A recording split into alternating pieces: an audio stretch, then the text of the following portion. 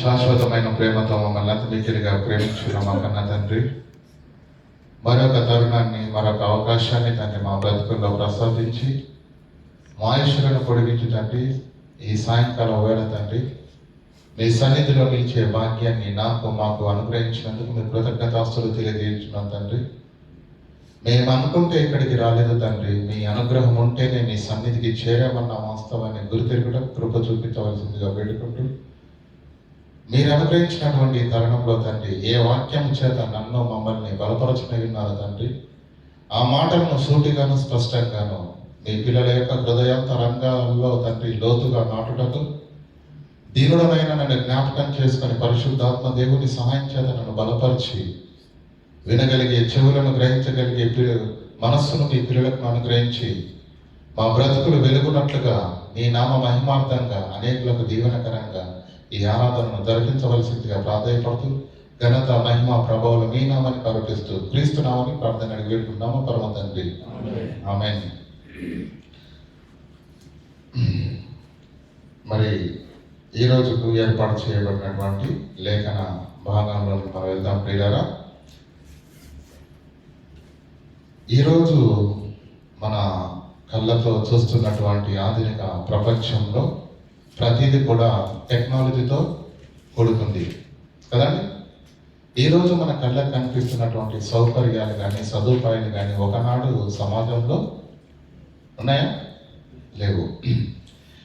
ప్రారంభంలో కొన్ని వందల సంవత్సరాల వెనక్కి మనం ఆలోచన చేస్తే ప్రియులారా, మనం అందరం చదువుకున్న వాళ్ళం కనుక చదువుకున్న చరిత్రను అడిగితే వైద్య శాస్త్రం అనేది అభివృద్ధి పొందని పరిస్థితుల్లో అనేకమైనటువంటి రోగాల బారిన పడి వందల్లో వేలల్లో మనుషులు చనిపోవడం అనేది జరిగింది. ఇక ఆ చేదు జ్ఞాపకాలు చరిత్రలో భావితరాలకు కూడా తెలియాలి అని కొన్ని కట్టడాలను కూడా కట్టారు. హైదరాబాద్ ఎంతమంది తెలుసా? హైదరాబాద్లో చార్మినార్ ఉంది తెలుసా? ఎందుకు కట్టారు అది?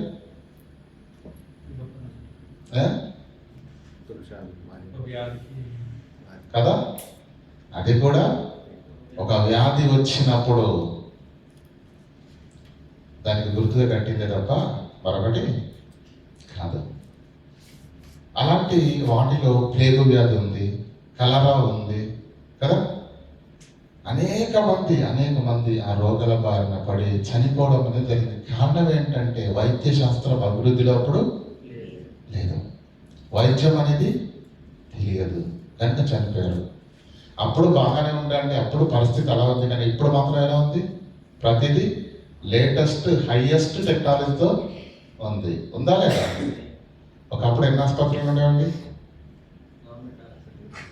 టౌన్కో ఏమంటే ధర్మాసుపత్రి ఉండడమే గగనం కదా. ఒక పట్టణానికి ఒక గవర్నమెంట్ ఆసుపత్రి ఉండడమే గొప్ప విషయం అన్నాడు. ఈనాడు ఎన్ని ఆసుపత్రులు అండి బాబో! డాక్టర్లు పెరిగిపోయారు, ఆసుపత్రులు పెరిగిపోయాయి, అయినా రోగులు తగ్గారా? అంటే ఆ వైద్యం పెరిగింది, వైద్యం పెరిగారు, అదే విధంగా ఏం పెరిగింది? రోగాలు కూడా పెరిగాయి. అయితే ఇప్పుడు మనం నేర్చుకునే పాఠం అంటే తెలుసా? అసలు ఈ రోగాలు ఎందుకు వస్తున్నాయి?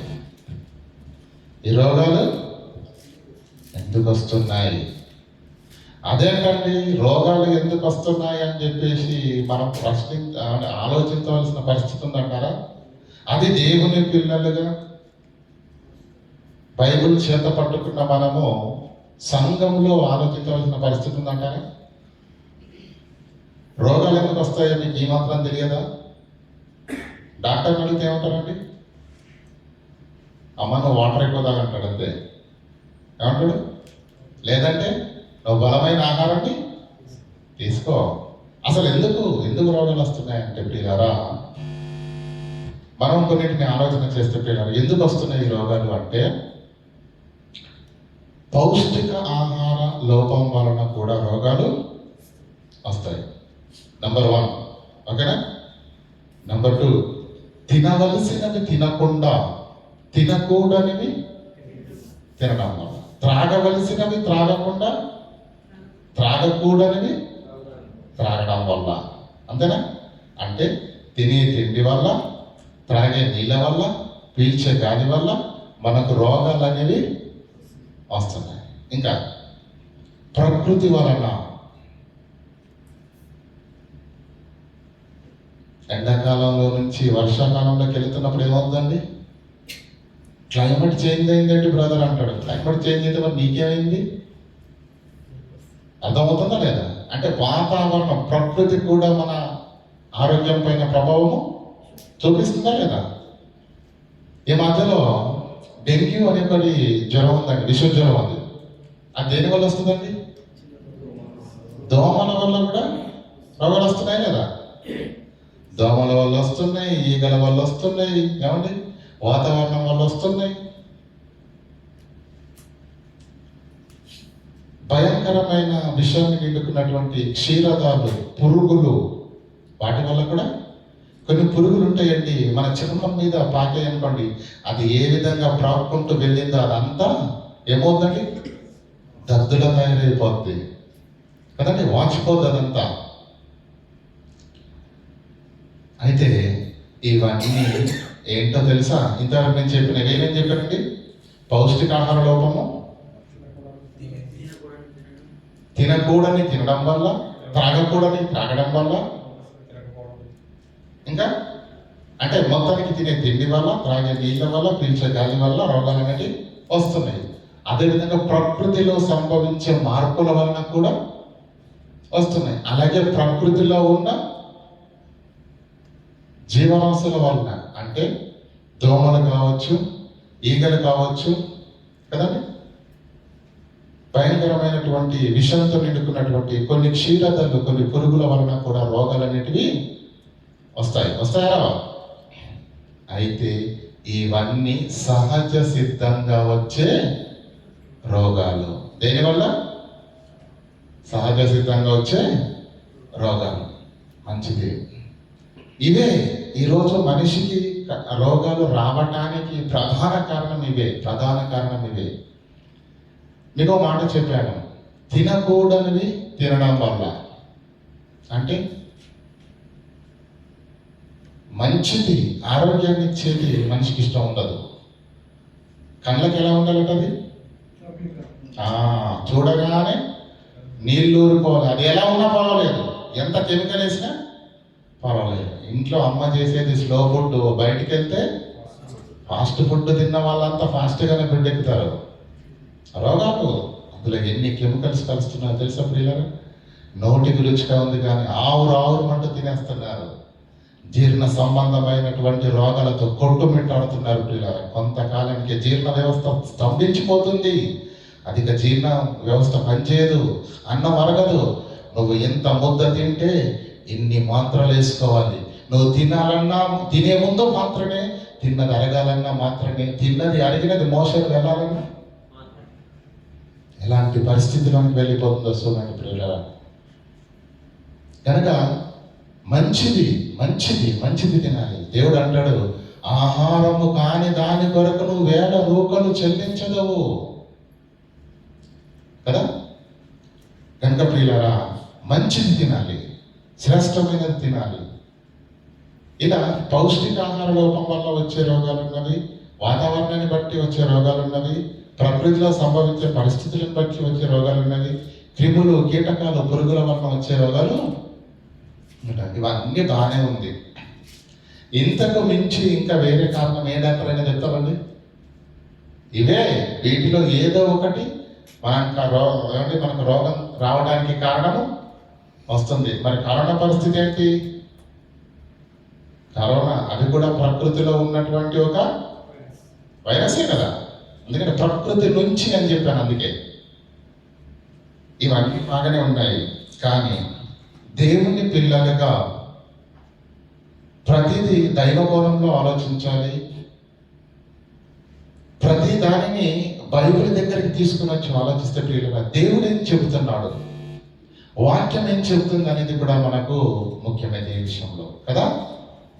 దేవుడు ఏం చెబుతున్నాడు, వాక్యం ఏం చెబుతుంది అనేది కూడా చాలా ముఖ్యంగా, చాలా జాగ్రత్తగా వినండి. అనేక మంది జీవితాల్లో జరిగినటువంటి సంఘటనలతో మరి ఒక్కసారి దేవునికి మనమందరము కృతజ్ఞతలు తెలిపే మరి మీ జీవితాల్లో జరిగిన సందర్భాలను కూడా జ్ఞాపకం చేసే ప్రయత్నం నేను చేస్తాను. కనుక దేవుని పిల్లలుగా దైవ కోణంలో ఆలోచిద్దాము.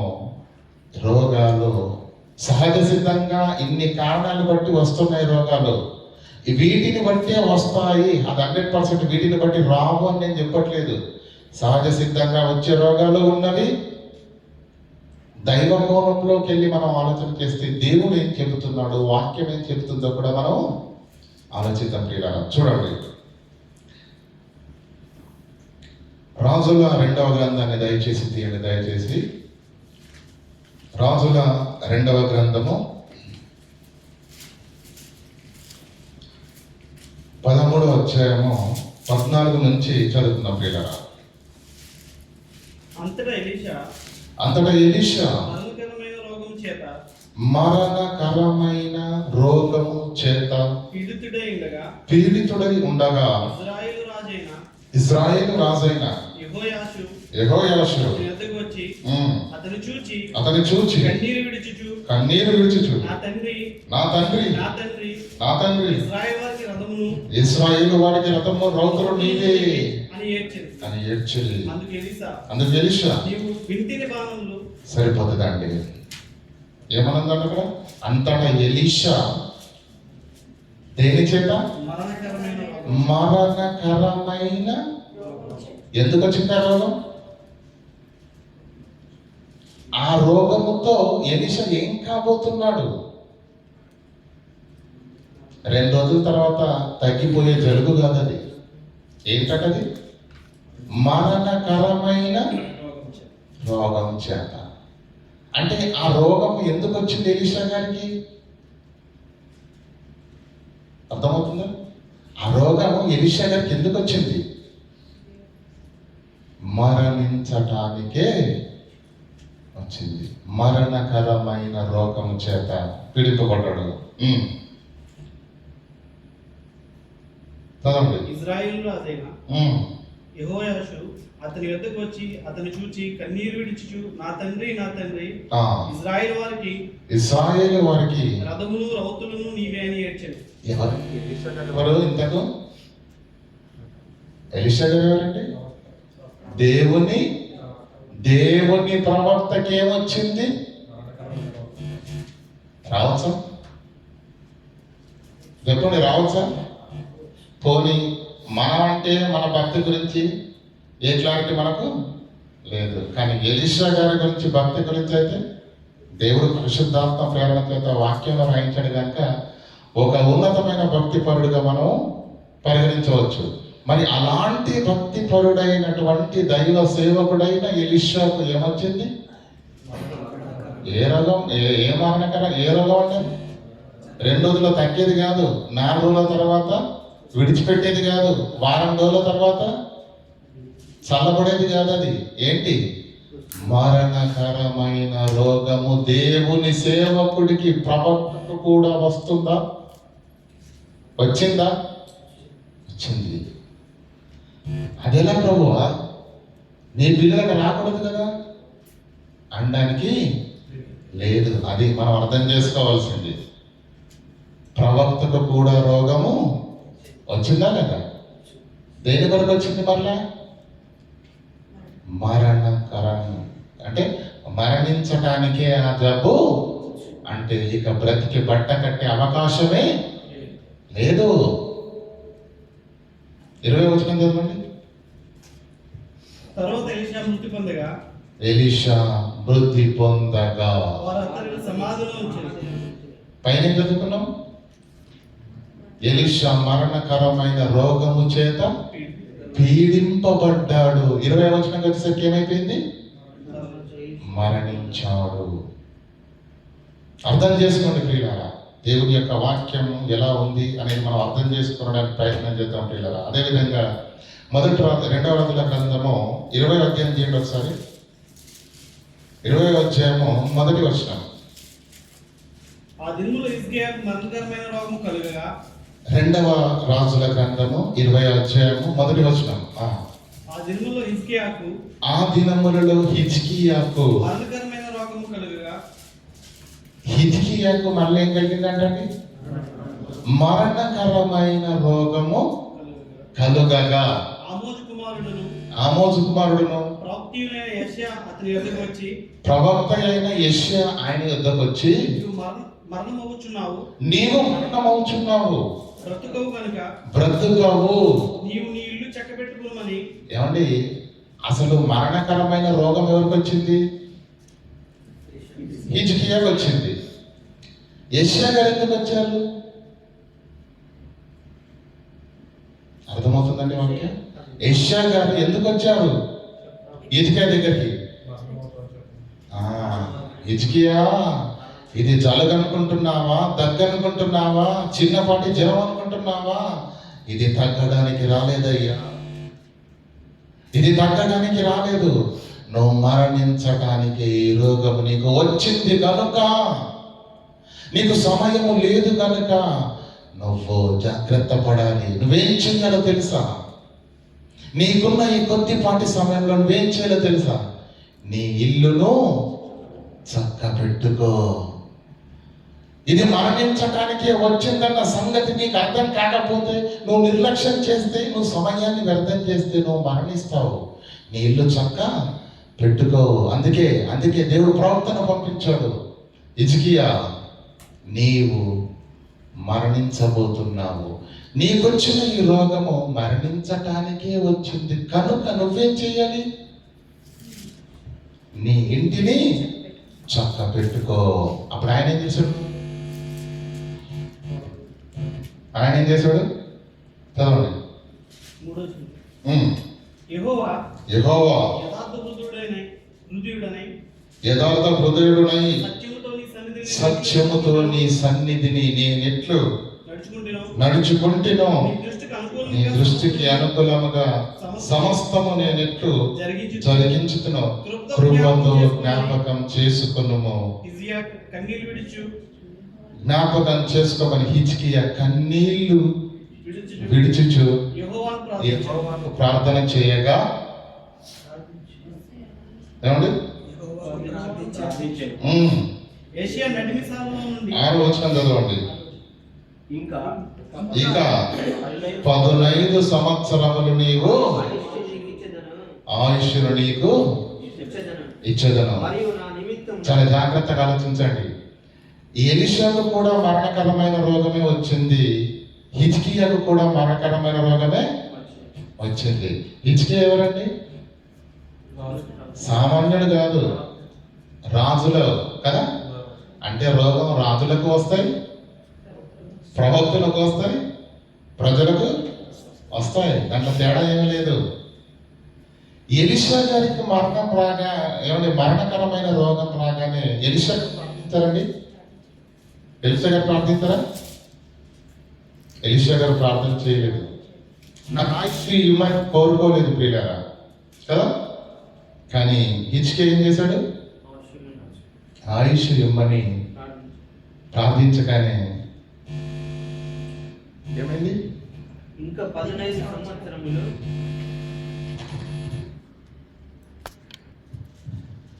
ప్రియులారా, ఎలీషా గారికి కూడా మరణకరమైన రోగం వచ్చింది, కానీ ఆయన ప్రార్థించలేదు. ఎందుకు ప్రార్థించలేదు అనుకుంటున్నారు? అది ఆయన ఇష్టం. ఆయనకు ఇష్టం లేదేమో భూమి మీద ఉండడం. చాలు ప్రభువు, నువ్వు ఇచ్చిన ఆయుష్తో నేను నీ పనిని చేశాను, నీ చిత్తం అనుకున్నాడేమో. ప్రార్థన చేయలేదు. అదే హిజ్కియా ప్రార్థన చేశాడు. ఏమన్నాడు తెలుసా? నేను యథార్థవంతునిగా ఎలా బ్రతికను నీకే బాగా తెలుసు, నీ సన్నిధిలో సమస్తము నేను ఎలా జరిగించాను, ఒక్కసారి కృపతో జ్ఞాపకం చేసుకో తండ్రి అన్నాడు. దేవుడు కనికరించి ఏం చేశాడు? 15 సంవత్సరాల ఆయుష్ను ఇచ్చాడు. అది మనకు అవసరం లేని మ్యాటర్. కానీ ఇక్కడ విషయం ఏంటంటే, రోగాలు దేని కొరకు వస్తున్నాయి? మరణము కొరకు కూడా రోగాలు వస్తాయి, ప్రవక్తలకు కూడా వస్తాయి, రాజులకు కూడా వస్తాయి, రావా? ఓకే. అయితే వీళ్ళ దేవుడు వేడుకున్నప్పుడు హిజ్కియా విషయంలో దేవుడు ఏం చేశాడట? లేదు లేదు, అది మరణం కొరకే వచ్చింది కనుక ఈసారి నువ్వు అడగవలసిన అవసరత లేదన్నాడా? ఎవరు? దేవుడు కనికరించి 15 సంవత్సరముల ఆయుష్లో, ఎందుకంటే సమస్తము దైవాధీనం ప్రియులారా కదా, సమస్తము దేవుని ఆధీనంలో దేనినైనా దేవుడు మార్చగల శక్తివంతమైనటువంటి దేవుడు, మనం నమ్ముకున్న దేవుడు కనుక ప్రియులారా, అది హిజ్కియా విషయంలో మనం చూసాం ప్రియులారా, అది హిజ్కియా విషయంలో చూసాము. చాలా మంది చెప్తా ఉంటారు, నేను బ్రతకను అనుకున్నానండి, అప్పుడు కన్నీటితో ప్రార్థన చేశాను, నేను ఒప్పుకున్నాను, దేవుని ఎదుట నా పాపాన్ని ఒప్పుకున్నాను, దేవునికి నేను మాట ఇచ్చాను, అసలు డాక్టర్లు కూడా చేతులు ఎత్తేశారు, కానీ నేను కన్నీటితో ప్రార్థన చేయగా ఆ రోగం నుంచి విడిపింపబడ్డాను అని మంచి సాక్ష్యం చెప్తారు. కానీ ఏ రోగం నుంచి విడిపించి దేవుడు నూతన ఆయుష్ను దయచేశాడో దాన్ని అనుభవిస్తాడే తప్ప దేవుని చిత్తాన్ని మరలా జరిగించట్లేదు. అయితే రోగాలు అనేది దేని కొరకు వస్తున్నాయని నేర్చుకున్నాం. మొదటిగా మరణం కొరకు కూడా రోగాలు వస్తున్నాయి. ఇంకొకటి చూద్దాం పిల్లల, 2వ రాజుల గ్రంథాన్ని, మొదటి రాజుల గ్రంథాన్ని తీద్దాం ఒకసారి. 17వ అధ్యాయం 17వ వచనం. అటు తరువాత మొదటి రాజుల గ్రంథము 17వ అధ్యాయం 17వ వచనం. అటు తరువాత ఆ ఇంటి యజమానురాలైనటువంటి ఆమె కుమారుడు రోగి అయి ప్రాణము నిలువజాలదు. ఎలాంటి వ్యాధట? ప్రాణము నిలువజాలనంత రోగి అయిపోయాడట. ఎవరు? ఆ పేద విధవరాలి యొక్క, అంతే కదండి. ఆమె ఏలియాతో దైవజనుడా, నా యొద్దకు నీవు రా నిమిత్తమేమి, నా పాపమును జ్ఞాపకము చేసి నా కుమారుని చంపుటకు నా యొద్దకు వచ్చితివా అని మనవి చేయగా, ఏమండి ఏలియా గారు ఏం చేశారు? నీ బిడ్డను నా చేతులకి ఇమ్ము అని చెప్పి ఆమె కవిటిలో నుంచి అతన్ని తీసుకొని తానున్న పై అంతస్తు గదిలోనికి తీసుకొని వెళ్ళి తన మంచము మీద కుమారుణ్ణి పడుకోబెట్టి, యెహోవా నా దేవా, ఈ విధవరాలు నాకెంత ఉపచారం చేసిందో తెలుసా? నేను నీ సేవకుడునని నీ ప్రేమను బట్టి నాయన ఎంత ఉపకారం చేసిందో, నన్ను ఎంత బాగా చూసుకుందో. అలాంటి దైవ సేవకున్నైనా నన్ను ఆదరించిన ఈ యొక్క విధవరాలకు మరి ఈ గతి పట్టడం ఏంటి తండ్రి? దయచేసి ప్రార్థన ఆలకించు తండ్రి అని ఏం చేశాడు ఏలియా గారు? దేవునికి ప్రార్థన చేసి మొరపెట్టాడు. యెహోవా ఏలియా చేసిన ప్రార్థన ఆలకించి ఆ చిన్నవాని ప్రాణము మరలా రానిచ్చెను, వాడు బ్రతికెను. పైన చదువుకున్నామండి, ఎలాంటి రోగం వచ్చిందట? ప్రాణము నిలువజాలనంత రోగము వచ్చినప్పుడు కూడా దైవ సేవకుడు కన్నీటితో ప్రార్థన చేసినప్పుడు ఏం చేశాడు దేవుడు? ఏలియా యొక్క మనవిని విని దేవుడు ఏం చేశాడు? ఆ చిన్నవాని ప్రాణాన్ని మరలా అనుగ్రహించి ఆ కుమారుణ్ణి బ్రతికించాడు. అంటే దేవుడు దాన్ని కూడా మార్చగలడా? మార్చలేడా? మార్చగలడు. అంతటి శక్తివంతుడే నీవు నేను నమ్ముకున్న దేవుడు. ప్రియులారా, ఫిలిప్పీయులకు రాసిన పత్రిక 2వ అధ్యాయం 27వ వచనం చదువుతున్నారు దయచేసి. నిజంగా అతను రోగి చావునకు సిద్ధమైందని గాని దేవుడు అతనిని ఫిలిప్పీయులకు రాసిన పత్రిక 2వ అధ్యాయం 27వ వచనం. నిజముగా అతడు రోగి అయి చావునకు సిద్ధమైందని గాని రోగి అయి చావునకు సిద్ధమై ఉండనుగా. అంటే బ్రతుకుతాడన్న ఆశ లేదు. దేవుడు అతన్ని దేవుడు అతన్ని కనికరించి అతని మాత్రమే కాక నాకు దుఃఖము మీద దుఃఖము కలుగుకుండుటకై నన్నును మంచి చదవండి మాట. నాకు దుఃఖము మీద దుఃఖము కలుగుకుండుటకై పైనుంచి నిజముగా అతడు రోగి అయి చావునకు సిద్ధమై ఉండెను. చావునకు సిద్ధమై ఉండెను. ఎపఫ్రోదితుకు ఎలాంటి రోగం వచ్చింది? ఎలాంటి రోగం వచ్చింది? చావునకు. ఎవరండి ఎపఫ్రోదితు? సంఘపు దూత, జత పనివాడు, దేవుని పరిచర్యలో యోధుడు, పౌలు గారితో ఉన్నటువంటి తోటి సేవకుడు. అంతటి గొప్పవాడికి ఏమొచ్చింది? చావునకు సిద్ధమై. ఏమంటే అతడు రోగి అయి నిజముగా చావునకు సిద్ధమై ఉండెను. కానీ అలాంటి పరిస్థితుల్లో నుంచి కూడా పౌలు గారు మోకరించి ప్రార్థన చేసినప్పుడు, తండ్రి పరిచర్య వేగంగా జరుగుతుంది, పని వారు కొద్దిగానే ఉన్నారు, పని భారంతో ఆత్మల భారంతో ప్రయాసపడే వారు కొద్దివారే ఉన్నారు.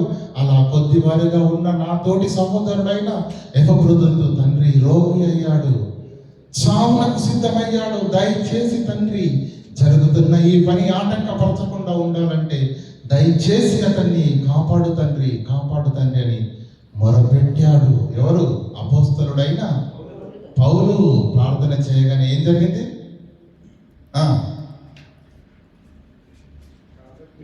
కాబట్టి మీరు అతను మాత్రమే కాక నాకు దుఃఖము మీద దుఃఖము కలుగుకుండుటకై నన్ను కనికరించెను. జోలి పనివాడు ఒకవేళ చనిపోతే పని భారం అంతా పౌలు గారి పైన పడుతుంది కదండి, కదా? గనుక అలా దుఃఖము కలగకుండుటకై దేవుడు ఏం చేశాడట? పౌలు గారిని అదేవిధంగా ఎపఫ్రోదితును కూడా కనికరించి ఏం చేశాడు? పూర్ణ స్వస్థతను అనుగ్రహించి ఆ రోగం నుంచి విడుదల దయచేశాడు. అంటే ఈ మొదటి భాగంలో మనం నేర్చుకోవాల్సింది ఏంటి? రోగాలు సహజంగా వచ్చే రోగాల జాబితాది వేరు, దాని గురించి నేను మాట్లాడట్లేదు. అలా వస్తాయి, వచ్చినప్పుడు ఖచ్చితంగా మనం ట్రీట్మెంట్ తీసుకోవాలి. కానీ దైవ భవనంలోకి వచ్చి ఆలోచిస్తే ఒక దైవ సేవకుడికి కూడా మరణకరమైన రోగము వచ్చింది, ఒక రాజుకు కూడా మరణకరమైన రోగము వచ్చింది, ఒక దేవుని పరిచర్యలో ఉన్న బీద విధవరాల కుమారుడికి కూడా ప్రాణము నిలువజాలనంత రోగము వచ్చింది. అదే దేవుని సేవలో యోధుడుగా ఉన్న ఎపఫ్రోదితుకు కూడా ఏమయ్యాడు? చావునకు సిద్ధమై, రోగి అయి చావునకు సిద్ధమయ్యాడు. కానీ అలా చావునకు సిద్ధమైన మరణకరమైన రోగాలలో నుంచి దైవ సేవకులు ప్రార్థన చేసినప్పుడు దేవుడు వారి ప్రార్థనను విని కనికరించి మరలా వారికి పూర్ణాయుష్ను దయచేసి, పూర్ణ స్వస్థతను దయచేసి మరలా వారి ఎడల కనికరము చూపాడు. అంటే రోగాలు మరణం కొరకు కూడా వస్తాయా రావా? వస్తాయి. రెండవది ఆలోచిద్దాం. రెండవది యోబు గ్రంథం తీయండి దయచేసి. యోబు గ్రంథము 2వ అధ్యాయం 7వ వచనం చదువుకుందాం.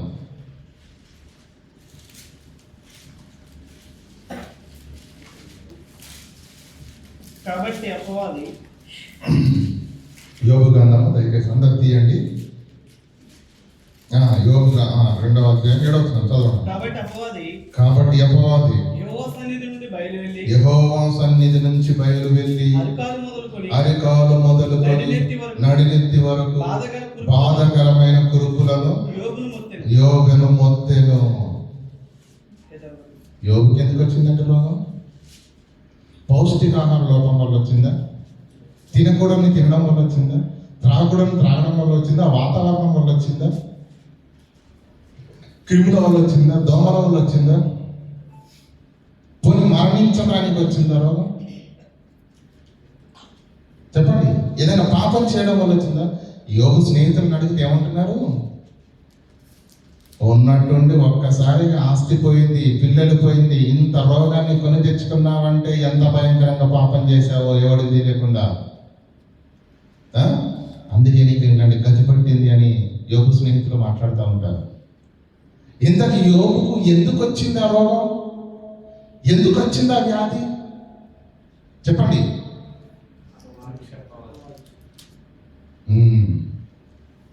యోబు గారికి ఉన్నటువంటి యథార్థత, భక్తి, దేవుని పైన ఉన్నటువంటి ఆ భక్తి, విశ్వాసాన్ని పరీక్షించటానికే వచ్చింది ఆ రోగం. అవునా కదా? పైన అపవాదేమన్నా చూడండి ఒకసారి, 5వ వచనం. అపవాది 4 నుంచి చదువుకుందాం. అపవాది చర్మము కాపాడుటకై చర్మమును తన ప్రాణమును కాపాడుటకు కలిగిన యావత్తును నరుడిచ్చును కదా. ఇంకొక మారు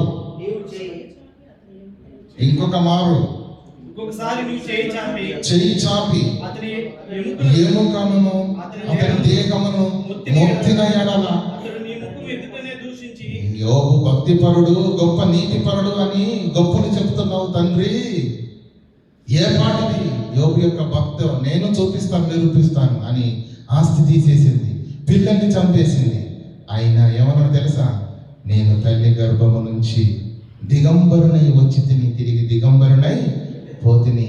ఈ సమస్తము యెహోవా నాకు అనుగ్రహించాడు, యెహోవానే తీసుకున్నాడు. దేవుని నామానికి మహిమ కలుగునుగా కన్నాడే తప్ప దేవుణ్ణి. అమ్మ బాబోయ్, ఇంత ఆస్తి తీసేసినా, కుమారులను చంపేసినా దేవుని ఒక్క మాట కూడా మాట్లాడలేడు. మనకు ఉద్యోగం పోతేనే ఏమండి ఎలా ఉంటుంది చెప్పండి? ఉద్యోగం పోతే ప్రాణం పోయినట్టు ఉంటుంది మనకు. కానీ సమస్తము పోయిన యోబు దేవుణ్ణి ఒక్క మాట కూడా మాట్లాడలేదు. అప్పుడు ఏమంటుంది అపవాది?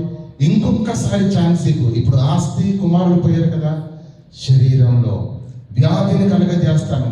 ఆ వ్యాధి కలిగినప్పుడు ఖచ్చితంగా తండ్రి, నేను ఇంత భక్తిగా ఉన్నాను కదా నీ ఎడల, ఇంత ప్రార్థన పరుణ్ణి కదా, ఇంత నీతిగా ఉన్నాను కదా, ప్రతి దినము నా పిల్లలు ఏ పాపం చేతనైనా నీకు కోపం పుట్టిస్తారేమో దహన బలిని కూడా అర్పిస్తున్నాను కదా, అలాంటి నాకేంటి వ్యాధి, నువ్వేం దేవుడు అని ఒకవేళ దేవుణ్ణి దూషిస్తాడేమో అనుకుని అపవాదం ఏం చేసింది? దేవుని యొక్క పర్మిషన్ తీసుకొని అతనికి ఏం కలగజేసింది? వ్యాధిని కలగజేసింది. ఈ వ్యాధి ఎందుకు వచ్చింది? పరీక్షించటానికి. అంటే మన భక్తిని, మన విశ్వాసాన్ని, మనం దేవుల్లో ఉన్న ఆత్మీయతను పరీక్షించటానికి కూడా రోగాలు వస్తాయి. వస్తాయా? ఇంకో మాట చూడండి దయచేసి. కొరింథీయులకు రాసిన 2వ పత్రిక 12వ అధ్యాయం 7వ వచనం. నాకు కలిగిన ప్రత్యక్షతలు. అపోస్తలుడైన పౌలు అనే మహా దైవజనుడి గురించి రాయబడినటువంటి మాట 2వ కొరింథీయులకు రాసిన పత్రిక 12వ అధ్యాయం 7వ వచనంలో. నాకు కలిగిన ప్రత్యక్షతలు బహు విశేషముగా ఉన్నందున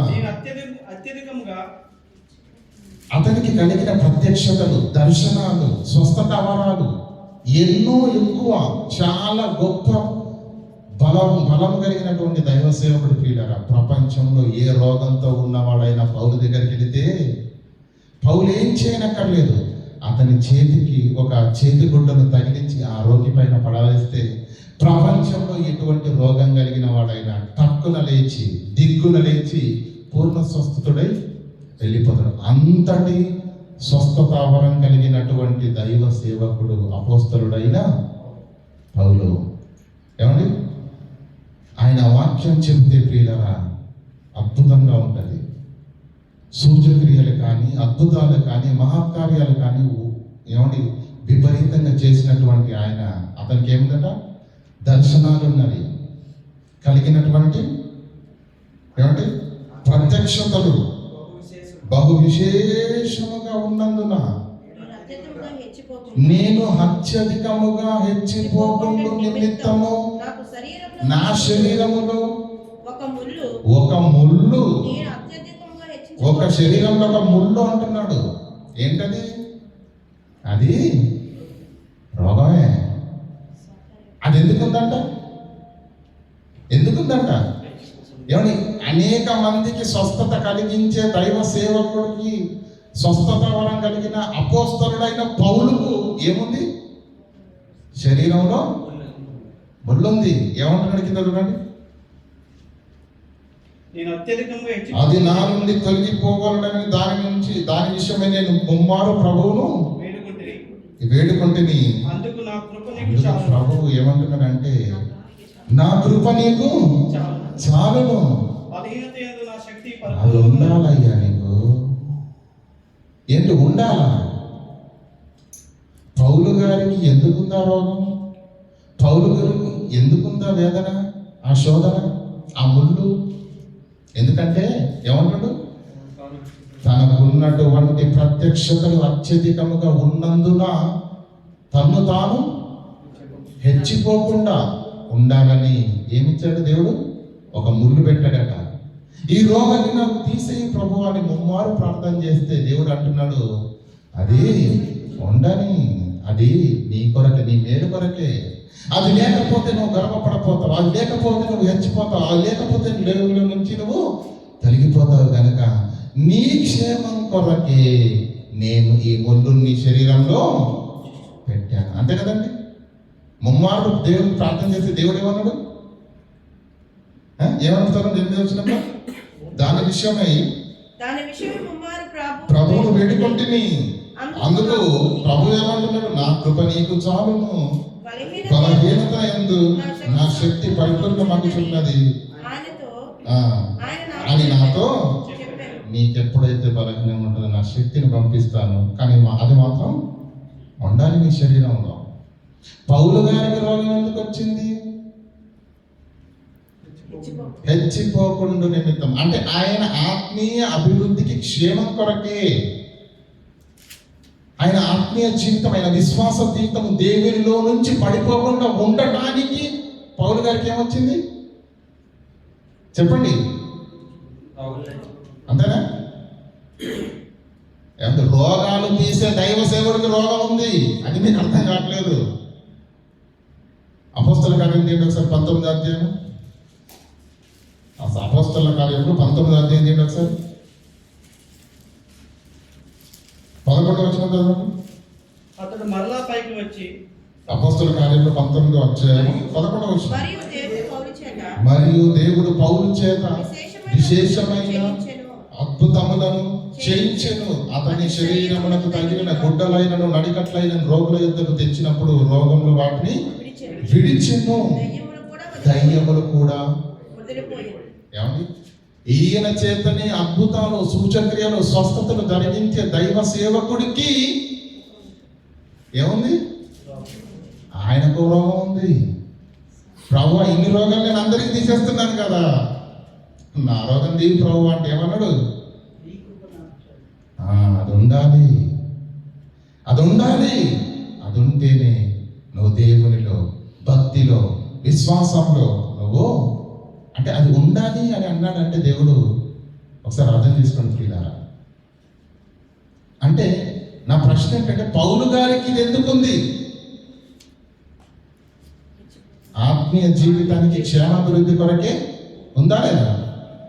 అంటే పౌలు గారికి వచ్చిన రోగం దేని కొరకు వచ్చిందనమాట? మరణం కొరకు వచ్చిందా? సహజమైనదా? కాదు. మరణం కొరకు వచ్చిందా? కాదు. భక్తిని పరీక్షించడానికి వచ్చిందా? కాదు.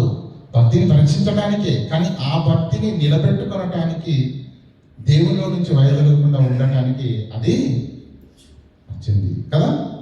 ఇంకొక మాటను చూస్తున్నాం పిల్లల. యాకోబు పత్రిక తీయండి ఒకసారి. యాకోబు పత్రిక 5వ అధ్యాయం 14వ వచనం.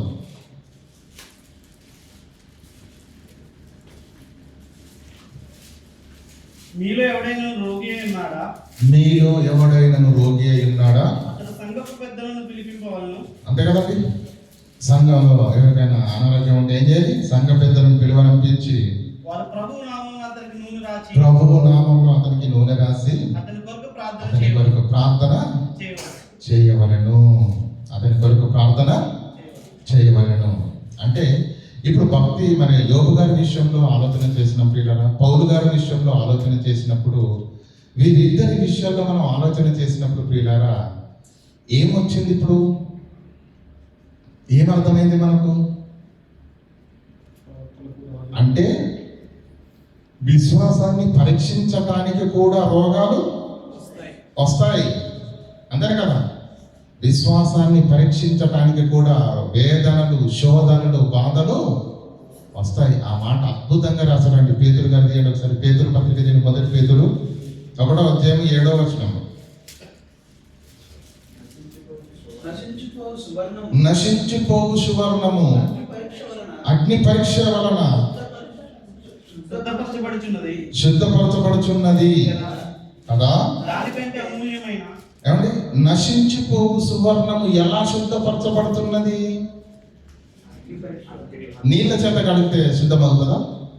షాంపుతో కడిగితే శుద్ధమవుతుందా? మనం బట్టలు తలతల మెరిపిస్తాం కదండి, టైడుతో కడిగితే శుభ్రమవుతుందా? కాదు. బంగారం మెరవాలంటే దేనితో పరీక్షించాలి? దేనితో కడగాలి దాన్ని?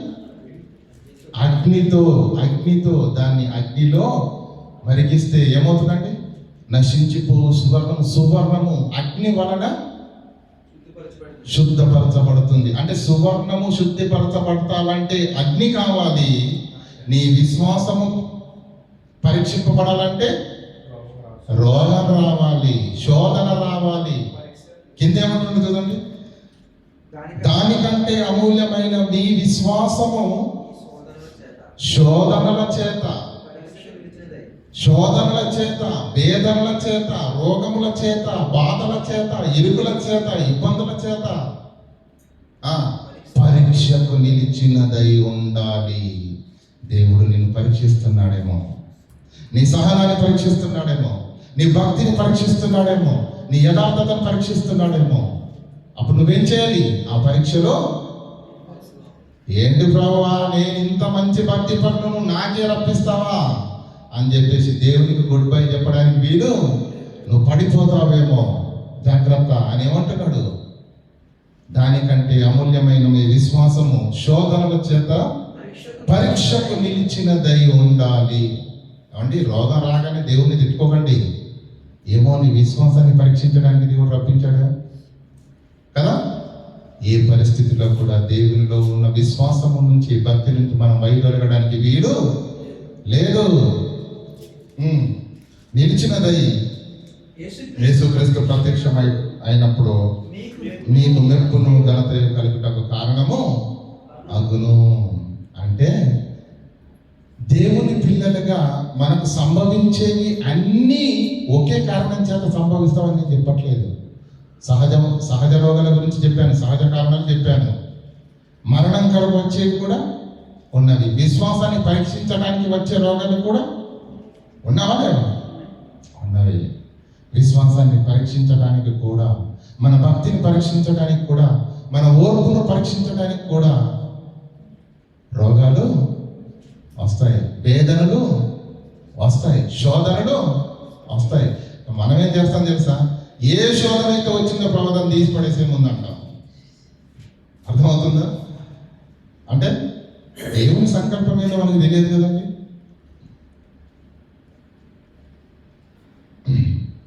శోధనల చేత మన విశ్వాసం ఏమవుతుందట?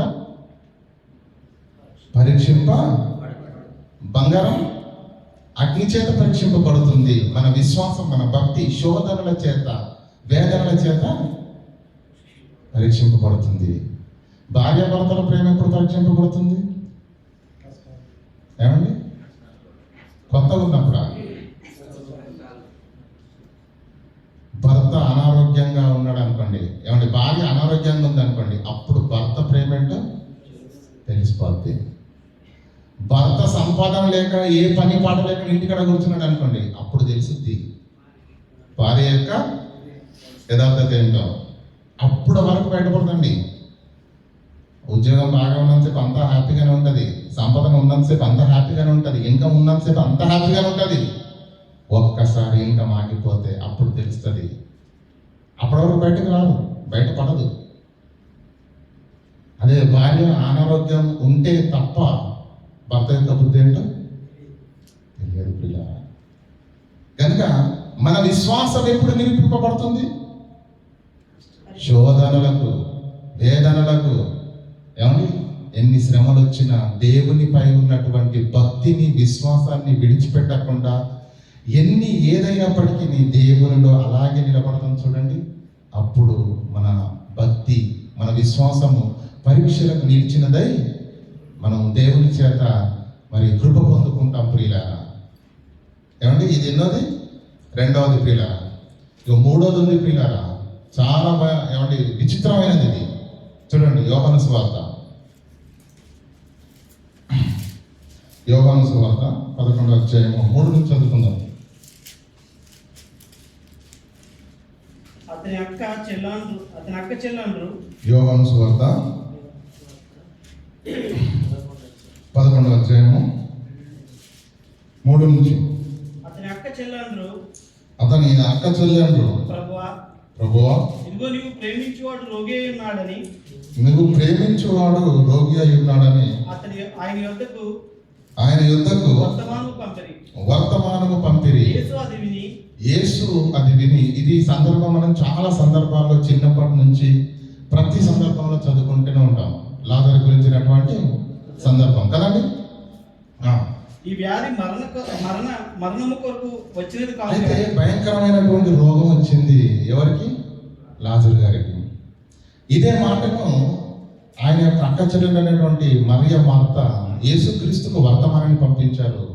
నువ్వు ప్రేమించిన శిష్యుడు రోగి అయి ఉన్నాడు అనగానే అప్పుడు యేసుక్రీస్తు ఏమంటున్నాడు చూడండి. యేసు అది విని, ఈ వ్యాధి మరణము కొరకు వచ్చినది కాదు కానీ దేవుని కుమారుడు దాని వలన మహిమపరచబడినట్లు దేవుని మహిమ కొరకే. ఈ రోగం ఎందుకు వచ్చిందట? అర్థమవుతుందండి?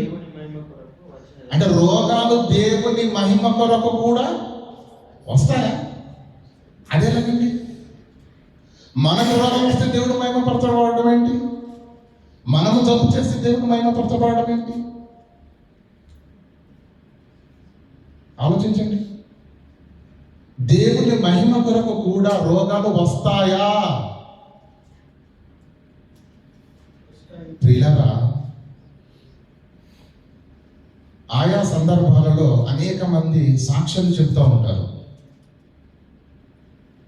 ముందుగా ప్రియులారా, రోగాలు కూడా కొన్ని ఎలా ఉంటాయంటే చాలా విచిత్రంగా ఉంటాయి. అసలు రోగాలు డాక్టర్లకే అంత చిక్కారు. పైకి కిందికి చూస్తాడు, టెస్టులన్నీ రాసేస్తాడు. టెస్టులన్నీ చేయించుకొని వచ్చిన తర్వాత, రిపోర్ట్లన్నీ చూసిన తర్వాత అంత బాగానే ఉందండి, ఈ రిపోర్ట్లో మాత్రం ఏమీ లేదు, అంత బాగానే ఉందండి. ఈ రిపోర్ట్లను చూసిన తర్వాత ఈడకి ఏ రోగం లేదు, ఇతనికి ఏ రోగం లేదు. కానీ ఆ నలత అలాగే ఉంది, ఆ నొప్పులు అలాగే ఉన్నాయి, ఆ బాధ అలాగే ఉంది. ఏమండి ఆ పరిస్థితి అంతా అలాగే ఉంది. డాక్టర్ గారు ఏమండి డాక్టర్ గారు మీరేమో రోగం లేదంటున్నారు, నాకేమో ఇంత ఇబ్బంది ఉంది, ఆకలిగట్లేదు, భయంకరమైన బలహీనత, నలత, నొప్పులు అని చెప్తా ఉంటే డాక్టర్ గారికి అసలేం అర్థం కాదు, అసలేమి అర్థం కాదు.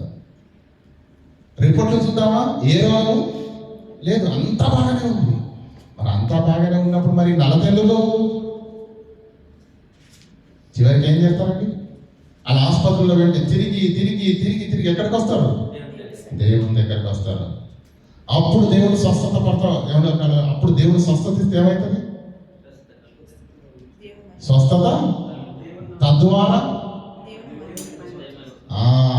స్వస్థత నొందుకున్నవాడు దేవుళ్ళలోనికి వస్తాడు. అతన్ని బట్టి కుటుంబం దేవుళ్ళలోనికి వస్తుంది. ఆ కుటుంబము దేవుని కొరకు నిలిచినదైతే అనేక మందిని దేవుళ్ళలోనికి తీసుకొని రావడానికి మార్గం తెలిసిన పరిస్థితి అనేది ఏర్పడుతుంది. మరి ఇంతటి పని జరగాలంటే ఏం జరగాలి? రోగం రావాలి. దేవుని మహిమ కొరకు కూడా రోగాలు వస్తాయా? ప్రియులారా, అనేక మంది ముఖ్యంగా హైందవ కుటుంబాలలో నుంచి దేవుళ్ళలోకి వచ్చిన అనేక మంది జీవితాల్లో ఇది ప్రత్యక్ష సాక్ష్యం చెప్తుంటారు. ఏమంటే మేమంతా అన్నిలో అండి, మేము దేవుడు అంటే మాకు తెలియదండి, మా అమ్మగారికి భయంకరమైన రోగం వచ్చిందండి, ఎన్ని ఆసుపత్రులు తిరిగినా ఉపయోగం లేదు, లక్షలు ఖర్చు పెట్టామండి, లక్షలు ఖర్చు పెట్టాము, డాక్టర్లు కూడా చేతులు ఎత్తేసారు, చేసేదేమీ లేదు. మీరు ఏ దేవుడిని అయితే నమ్ముకుంటారో ఆ దేవుడిని దండం పెట్టుకున్న తప్ప మీరు చేసేదేమీ లేదన్నారు. గుండెలు బాదుకుంటూ ఆసుపత్రి పడక మీద నేను ఏడుస్తున్నప్పుడు నాకు తెలిసిన ఆవిడ వచ్చింది, అమ్మా యేసుక్రీస్తు నిజమైన దేవుడు, ఒక్కసారి ఆ దేవుడిని నమ్మి చూడమ్మా, నీ జీవితంలో అద్భుతం జరుగుతుందని చెప్పింది. అప్పుడు నాకు సరిగా ఆ దేవుడు ఎవరో తెలియకుండా నేను ఏం చేసిందట ఆవిడ, ప్రభువా యేసు ప్రభువా నువ్వే నిజమైన దేవుడు వాటనయ్యా, నాకు తెలియదు, నేను ఈ సమయంలో నీకు మాటిస్తున్నాను, ఒకవేళ నువ్వు కనికరించి నా తల్లిని, నా కుమారుని, నా బిడ్డని ఎవరైతే రోగిగా ఉన్నారో అతను నువ్వు కనికరిస్తే నా కుటుంబం అంతా నిన్ను నమ్ముకుంటామయ్యా అని ఒకవేళ ప్రార్థన చేస్తే, ఇదిగో ఆ ప్రార్థన ఫలితంగానే ఇదిగో మేమందరం ఈరోజు దేవునిలో ఉన్నాము అని ఎన్నో కుటుంబాలు ప్రత్యక్షంగా సాక్ష్యం చెప్పిన దాఖలాలు ఉన్నావా లేవా? ఈ కుటుంబము చేత కొన్ని సంఘాలు నడుస్తున్నాయి, అలా పరిచర్యలో ఉన్న వాళ్ళు ఉన్నారు, విశ్వాసంగా ఉన్న వాళ్ళు ఉన్నారు, దైవ సేవకులుగా మరి దేవుని యొక్క వాక్యాన్ని చేత పట్టుకొని వాక్యం ప్రకటిస్తున్న వారు కూడా అలాంటి వారిలో ఉన్నారు. మరి వీరి విశ్వాస జీవితం ఇంత గొప్పగా మలచడానికి, వీరు అనేక మందిని దేవుల్లో నిలబెట్టడానికి పునాది ఏంటి? అంతేనా కదా? నీ కుమారుడికి రోగం వస్తేనే నువ్వు దేవునిలోకి వచ్చినావు, నీ కుమారుడికి రోగం వస్తేనే నీ కుటుంబం దేవునిలోకి వచ్చింది, నీ దేవునిలోకి వచ్చిన నీ కుటుంబం ఈరోజు అనేక మందిని దేవునిలో నిలబెడుతుందా లేదా? అంటే దేవుని మహిమ కొరకు కూడా రోగాలు వస్తాయి. ఇప్పుడు ఆలోచించండి, మన జీవితాల్లో జరిగిన దాఖలాలు ఏమైనా ఉన్నాయా? అంటే దాని అర్థం ఏంటి? దేవునిలోనికి నీ కుటుంబాన్ని రప్పించడానికి దేవుడు చివరికి ఏం చేశాడు? ప్రియులారా, ప్రకృతినిచ్చాడు, పంచభూతాలను ఇచ్చాడు, ఆయుష్ని ఆకారాన్ని ఇచ్చి నీ పాప జీవితము, నీ జీవితం పాపంలో మగ్గిపోతున్నప్పుడు పాప ప్రక్షాళన చేయించి క్రీస్తు రక్తాన్ని చిందించి నీ కొరకు ఎంత చేస్తున్నది ఎందుకో తెలుసా? నిన్ను తన హక్కున అయినా నువ్వు రావట్లేదు, ఏం చేయాలి మరి? వెయ్యాలి రోగం, వస్తావు. అర్థమవుతుందండి?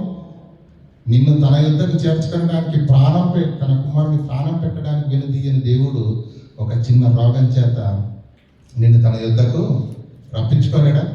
అంటే దేవుని మహిమ కొరకు కూడా మనకు రోగాలు వస్తాయి. అలా ఆ రోగము చేతనే నేను దేవుణ్ణి నమ్ముకున్నాను, ఆ రోగము రావడం బట్టి, ఆనాడు స్వస్థత కలగటం బట్టి నేను నా కుటుంబాన్ని నమ్ముకున్నాను అని చెప్పేసి వందలు వేలు లక్షల్లో ఉన్నాయి పిల్లల సాక్ష్యాలు, లక్షల్లో ఉన్నవి. అంటే దేవుని నామము మహిమపరచటానికే వారికి రోగాలు వచ్చాయి. ఇక్కడ ఏమంటుంది చెప్పండి?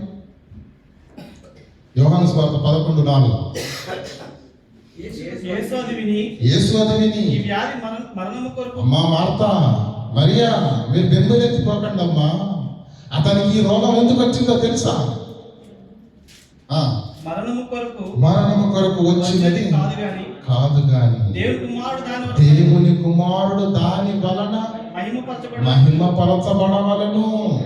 అది దేవుని మహిమ కొరకే వచ్చినది, దేవుని మహిమ కొరకే వచ్చినది. ప్రారంభ శతాబ్దంలో ప్రియులారా జరిగిన ప్రతి సూచక్రియ ఎందుకు జరిగింది అనుకుంటున్నారు? దేవుని నామము అన్యజనుల మధ్య మహిమపరచబడటానికే ప్రతి సూచక్రియ జరిగింది. అదేవిధంగా ఈయనకి వచ్చిన రోగం ఎందుకు వచ్చిందట? అక్కడ వచ్చిర్రు, అందరూ ఏమనుకుంటారు? చదవడానికి కిందికి పిమ్మట అటు పిమ్మట యూదయకు తిరిగి వెళుదామని తన శిష్యులతో చెప్పగా ఆయన శిష్యులు, బోధకుడా, ఇప్పుడే యూదులు నిన్ను రాళ్లతో కొట్టగా చూచుచుండిరే. రాళ్లతో కొట్టాలని చూచుచుండిరి. అక్కడికి తిరిగి వెళ్ళుదువా అని ఆయనను అడిగిరి. అందుకు యేసు, పగలు 12 గంటలన్నవి కదా, ఒకడు ప్రియులారా, ఎప్పుడైతే యేసుక్రీస్తు వచ్చి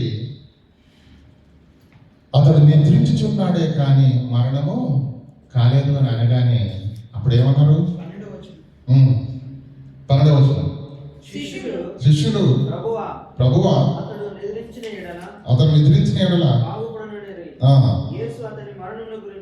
యేసు అతని మరణమును గురించి ఈ మాట చెప్పాను గాని వారు దాని నిద్ర విశ్రాంతి అని గురించి చెప్పానని కొనికింది. యేసు మీరు నమ్మునట్లు లాజరు చనిపోయెను, మీరు నమ్మునట్లు మీ నిమిత్తము అయినను అతని యొద్దకు వెళ్ళుదామని రండని స్పష్టంగా వారితో చెప్పాను. అందుకు దిదిమనబడిన తోమ ఆయనతో కూడా చనిపోవటకు మనమును వెళ్ళుదామని తన శిష్యులతో చెప్పాను. యేసు వచ్చి అది వరకు అతడు 4 దినములు సమాధిలో ఉండేనని తెలుసుకొనెను. బెతానియా యెరూషలేమునకు సమీపమైన 41 చదవండి. యేసు కన్నులు పైకెత్తి, తండ్రి నీవు నా మనవి వినినందున నీకు కృతజ్ఞతాస్తులు తెలియజేస్తున్నాను. నీవు ఎల్లప్పుడూ నా మనవి వినుచున్నావని నేను ఎరుగుదును. కానీ నీవు నన్ను పంపితివని చుట్టూ నిలుచున్న ఈ జన సమూహము నమ్మునట్లు వారి నిమిత్తమై. ఎందుకు జరిగింది అక్కడ సూచక్రియ? యేసుక్రీస్తు దేవుడు పంపినటువంటి దైవ కుమారుడే అని ఆనాటి సమాజము నమ్మాలి అంటే యేసుక్రీస్తు ద్వారా ఏదో గొప్ప సూచక్రియ జరగాలి. చనిపోయిన లాజరును 4 రోజులు అవుతుంది కదా సమాధిలో పెట్టి ఏమన్నాడు? లాజరు రా అనగానే బయటకు వచ్చేసాడు. అప్పుడు లాజరు వైపు ఎవరు చూడలే, అక్కడ ఉన్న జన సమూహం అంతా ఏంటి చనిపోయిన వాణ్ణి కూడా బ్రతికింప చేశాడు. అంటే ఇతడు సామాన్యమైన మనుషుడు కాదు, దేవుని పంపిన దైవ తనయుడే అని చెప్పేసి ప్రతి ఒక్కరి కన్ను ఎటువైపు చూసింది? యేసుక్రీస్తు వైపు చూసింది. అంటే ఆయనకు వచ్చిన రోగం వల్ల ఏమైంది? ఇక్కడ దేవునికి మహిమ కలిగిందా లేదా? అంటే మరణం కొరకు వచ్చే రోగాలు ఉన్నవి. నంబర్ 1. భక్తికి, విశ్వాసానికి, యథార్థతకు, పరీక్ష కొరకు వచ్చే రోగాలు ఉన్నాయి. నంబర్ 2. మూడోది ఏంటి? దేవుని నామం మహిమపరచడానికి కూడా రోగాలు వస్తాయి. రోగం వచ్చిందంటే పిల్లల దేని కొరకు వచ్చిందో మనకు ఖచ్చితంగా తెలియదు. 4వది ఉందండి, విచిత్రమైనది, మనందరికి బాగా అప్లై అవుతుంది కూడా. అది ద్వితీయోపదేశ ఖండం తీయండి.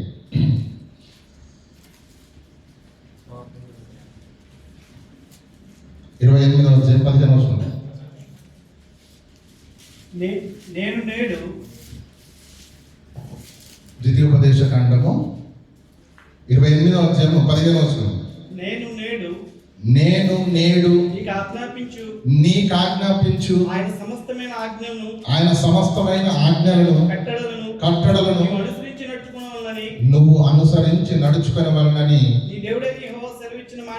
నీ దేవుడైన యెహోవా సెలవిచ్చిన మాట వినని ఎడల, దేవుడు సెలవిచ్చిన, యెహోవా సెలవిచ్చిన మాట వినని ఎడల ఈ శాపములన్నీ నీకు సంభవించును. ఎందుకు వస్తాయంటే శాపాలు? దేవుని మాట వినకపోతే కూడా వస్తాయా? కింద చదవండి. 59వ వచనం చదవండి దయచేసి. 59, 60 వచనం చదవండి. అదే 28లో 59వ వచనం 60వ వచనం. యెహోవా నీకును నీ సంతతికి ఆశ్చర్యకరమైన తెగుళ్ళు కలుగజేయును. అవి దీర్ఘకాలముందు గొప్ప తెగుళ్ళును చెడ్డ రోగములనై ఉండును. నీవు భయపడిన ఐగుప్తు క్షయవ్యాధులన్నీ కూడా ఆయన నీ మీదకి తెప్పించును. అవి నిన్ను వెంటాడును మరియు నీవు నశించు వరకు ధర్మశాస్త్ర గ్రంథంలో రాయబడిన ప్రతి రోగమును, ప్రతి తెగులును ఆయన నీకు కలుగజేయును. ఎందుకు? యెహోవా సెలవిచ్చిన మాట వినని ఎడల వినిన ఎడల భూమి యొక్క మంచి పదార్థములను నేను నిన్ను భుజింపనిత్తును, కృపతోటి కటాక్షముతోటి నిన్ను నీ తరాలను వర్ధిల్లా చేయుదును. దేవుని మాట ఉంటే దీవెన, దేవుని మాట వినకపోతే శాపం. అంతేనే కదండి, దేవుని మాట వింటే దీవెన, ఆశీర్వాదము, సంతోషము, సమాధానము. అదే దేవుని మాటకు భిన్నంగా ఉంటే, దేవుని మాట వినకపోతే, దేవుని మాటకు లోపడకపోతే, ఏమంటే దేవుని మాటకు లోపడకపోతే శాపము, రోగము. చదవండి ఆ మాట మరలా ఒకసారి 15 వచనాన్ని. నేడు నీకు నేను ఆజ్ఞాపించు ఆయన సమస్తమైన ఆజ్ఞలను కట్టడలను నువ్వు అనుసరించి నడుచుకొనవలనని. దేవుడు ఏదైతే నీకు కట్టడలను ఇచ్చాడో, శాసనాలను ఇచ్చాడో, వాక్యాన్ని ఇచ్చాడో దాన్ని నువ్వేం చేయాలి? వినాలి, అనుసరించాలి. వినాలి, అనుసరించాలి. అనుసరించి నడుచుకొనని ఎడల, అనుసరించి విన్న దాని ప్రకారం అనుసరించి నడుచుకొనని ఎడల, నడుచుకొనవలనని నీ దేవుడైన యెహోవా సెలవిచ్చిన మాట వినిన ఎడల వినని ఎడల శాపములన్నీ నీకు సంభవించును. సమస్తమైన ఆజ్ఞలను కట్టడలను అనుసరించి నడుచుకునవలనని దేవుడైన యెహోవా సెలవిచ్చిన మాట వినని ఎడల. దేవుని మాట వినకపోతే కూడా ఏమొస్తాయి? శాపాలు, దేవుని ఉగ్రత, కోపం, వ్యాధులు వస్తాయి, శోధనలు వస్తాయి, పరీక్షలు వస్తాయి. ఎప్పుడు? దేవుని మాట వినకపోతే కూడా వస్తాయి. ఇదేనా రకం? 4వ రకం. ప్రకటన గ్రంథం తీయండి, 22:18 వచనం. ఎందుకంటే దీని బారిన పడే వాళ్ళని మనమంతా దేవుని మాటను వినని ఎడల అన్నాడు. వింటున్నామండి దేవుని మాట? మనం వినుమన్నాడా? ఎవడు? విని అనుసరించి నడుచుకునే వాడు అన్నాడా? వినుమన్నాడు, విన్న దానిని అనుసరించి. మనం మొదటి చేద్దాం కానీ రెండోది అది మనకు సంబంధించింది కాదనుకుంటాం. నువ్వు ఎందుకు ఇచ్చాడు దేవుడు వాక్యాన్ని? నువ్వు వినాలి. ఎందుకు వినకుండా చేస్తున్నాడు? దాన్ని నువ్వు అనుసరించాలని. కానీ మనం ఏం చేస్తాం? మొదటిది నా పని తండ్రి, వినడం నా పని, అనుసరించడం నా పని కాదనుకుంటాం. కనుక దేవుని మాట వినని ఎడల కూడా రోగాలు, శాపాలు వస్తాయి. ప్రకటన గ్రంథం 22:18 వచనం. ఈ గ్రంథమందున్న ప్రవచన వాక్యములలో విను ప్రతి వానికి నేను సాక్ష్యం ఏమనగా, క్రైస్తవులందరికీ చెబుతున్న మాట, ఎవడైనా వీటితో ఏదైనాను కలిపిన ఎడల ఈ గ్రంథములో రాయబడిన తెగుళ్ళు దేవుడి వానికి కలగా. ఎందుకు? దేవుని వాక్యాన్ని కలిపి చెడుపొద్దు. కిందికి. ఎవడైనా ఈ ప్రవచన వాక్యములలో దేనినైనాను ఒకటి కలిపినా, దేవుని వాక్యంలో నుంచి ఏదైనా తీసివేసిన, వాక్య సారానికి అనుకూలంగా కాకుండా సొంత భాషను చెప్పి వాక్యాన్ని అపార్థం చేసిన, సొంత ప్రయోజనం కొరకు వాక్యాన్ని బోధించిన, దేవుడు ఈ గ్రంథంలో రాయబడిన జీవవృక్షంలోను పరిశుద్ధ పట్టణంలోను. అంటే మొదట తెగుళ్ళు వస్తాయి, పరలోకం కూడా మిస్ అయిపోతాం. ఎప్పుడు? దేవుని మాటను వినని ఎడల. దేవుడు మాట వినడం అంటే ఏంటండి? దేవుని మాట వినడం అంటే ఏంటి? దేవుని మాట వినడం అంటే ఏంటి? దేవుని మాట వినడం అంటే ఏంటి? ప్రియులారా, 66 పుస్తకాలు దేవుని మాటని. దాన్ని విను, దాన్ని చదువు, దాన్ని అర్థం చేసుకో. దేవుడు ఏం చెబుతున్నాడో, ఏం కోరుకుంటున్నాడో గ్రహించు. దేవుడు చెప్పిన మాటను ఆలకించి దానిని అనుసరించి నడుచుకో. అది దేవుని మాట విందామంటే. ఆయన మాట వినని ఎడల తెగుళ్ళు, దీర్ఘకాలికమైనటువంటి రోగాలంట. ఎంతకాలం ఉండండి? అది 2 రోజులకు తగ్గే జబ్బు కాదు, వారం రోజులకు తగ్గే జబ్బు కాదు. ఈరోజు ఏ జబ్బు వచ్చినా ఒకటే మాట అండి, ఇంతేనండి, ఇక సత్యం దొరికి టాబ్లెట్ వేసుకోవాల్సింది అంటాడు. షుగర్ వచ్చింది అనుకోండి, అంతే, అయిపోయినట్టే. చచ్చేంత వరకు అది మనల్ని విడిచిపెట్టదు. దీర్ఘకాలిక రోగం చాలా ఉన్నాయి పిల్లలు. అలా ఎందుకు వస్తున్నాయి ఇవన్నీ? అన్నీ నేను చెబుతున్న ఈ కారణాల బట్టే వస్తాయని నేను చెప్పట్లేదు. సహజంగా వచ్చే రోగాలు ఉన్నవి. ఏమండి?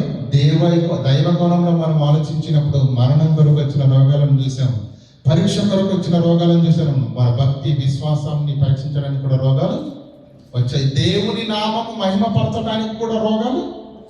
నిజంగా ఈ విషయంలో ప్రియులారా చాలా కుటుంబాలు ప్రియులారా నిజంగా దేవుని యొద్దకు వచ్చి ఈరోజు దేవునిలో నిలబడి నిజంగా దేవుని నామానికి మహిమకరంగా ఈరోజు బ్రతుకుతున్న వాళ్ళు ఎంతో మంది ఉన్నారు ప్రియులారా, ఎంతో మంది ఉన్నారు.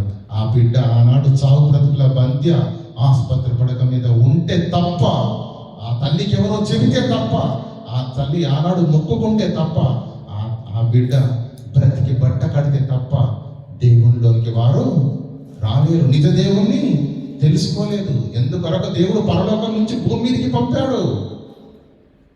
భూమి మీదకి వచ్చిన నీవు మరలా తిరిగి పరలోకం రావాలని భూమి మీదకి దేవుడు మనిషిని పంపిస్తే, లోకంలో దేనినో చూసి దేనినో నమ్ముకొని దేవునికి దూరంగా బ్రతుకుతున్న వారందరినీ, దేవుని ప్రజలైన వారందరినీ ఒక్కొక్కరిని తన యుద్ధకు చేర్చుకోవడానికి దేవుడు అవసరమైతే రోగాన్ని కూడా రప్పించి నేను దేవునిలోనికి రాబట్టుకుంటాడు. అంటే సాక్ష్యాలు చెప్పేటప్పుడు మీరేం ఆలోచిస్తారో నాకు తెలియదు, కానీ నేనేమనుకుంటాను తెలుసండి, ఓహో దేవుడు ఈ కుటుంబాన్ని రక్షించడానికి తెరిచిన మార్గం ఇదన్నమాట. ఏంటండి? కుటుంబాన్ని దేవునిలోనికి నడిపించడానికి దేవుడు తెరిచిన మార్గం. అది అర్థం చేసుకోవాలి. దేవుని మనసును అర్థం చేసుకోవాలి ప్రియులారా.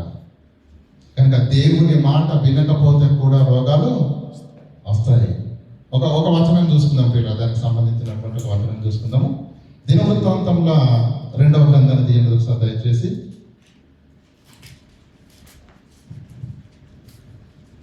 దినవృత్తాంతం 2వ గ్రంథము 26వ వచనము, 26వ అధ్యాయము 3వ వచనం.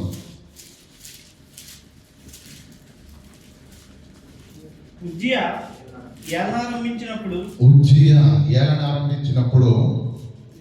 16 ఏళ్ల వాడై యెరూషలేములో 82 సంవత్సరములు ఏలెను. అతని తల్లి యెరూషలేము కాపురస్తురాలు, ఆమె పేరు సరిపోతుందండి. ఎవరండి ఇక్కడ? ఉజ్జియా అంతేనా? ఉజ్జియా ఏలన ఆరంభించినప్పుడు 16 ఏళ్ల వాడై యెరూషలేములో 72 సంవత్సరాలు. ఏమండి ప్రియులరా, రాజులందరూ ఇశ్రాయేలీల యూదా రాజుల్లో మీరు చూస్తే ప్రియులరా అందరికంటే ఎక్కువగా పరిపాలన చేసినటువంటి వ్యక్తి ఎవరు? ఉజ్జియా. ఎన్ని సంవత్సరాలు చేశాడండి? 52 సంవత్సరాలు ఒకే ఒక్క రాజు ఉన్నాడంటే ఎలా ఉంటుంది చూడండి. మనం 5 ఏళ్ళు కానీ ప్రభుత్వాన్ని మార్చేస్తాం కదా, నచ్చదు. 52 సంవత్సరాలు ఒకే చక్రవర్తి ప్రజలకు ఏమంటే ఎంత గొప్ప బ్రతికితే, దేవుని కృప ఎంత ఉంటే 52 సంవత్సరాలు సింహాసనాన్ని దేవుడు అనుగ్రహించడం ఒకసారి ఆలోచించండి. గొప్పోడే, ప్రారంభం నుంచి బాల్యం నుంచి భక్తిపరుడే, భయభక్తులు కలిగి బ్రతికిన వాడే ప్రియులారా. 16వ వచనం చదవండి. అయితే అతడంటే ఎవరు? మళ్ళీ ఉజ్జియా. ఎవరు? 16 ఏళ్ల నాడు ఏలన ఆరంభించి 52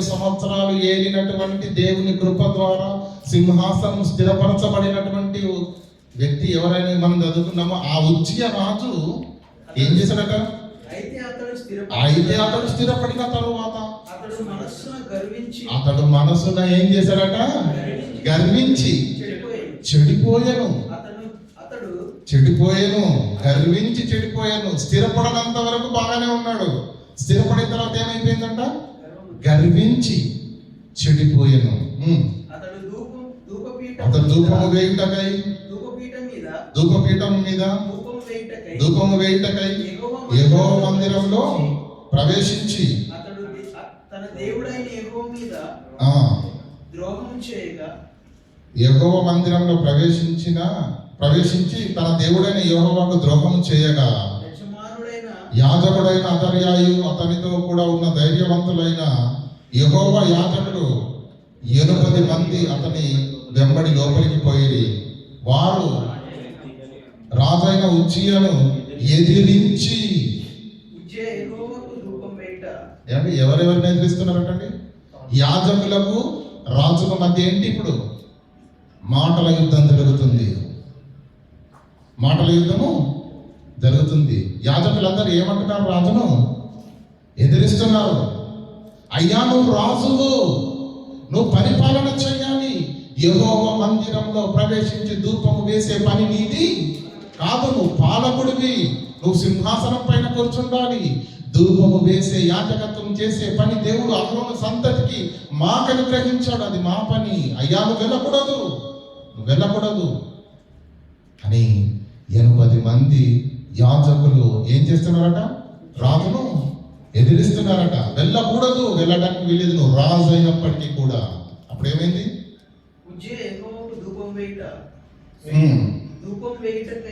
యెహోవా ఉజ్జియా ధూపం వేయుటకై ధూపార్తిని చేత పట్టుకొని రౌద్రుడై యాజకుల మీద కోపము నన్ను ఎదిరిస్తారా?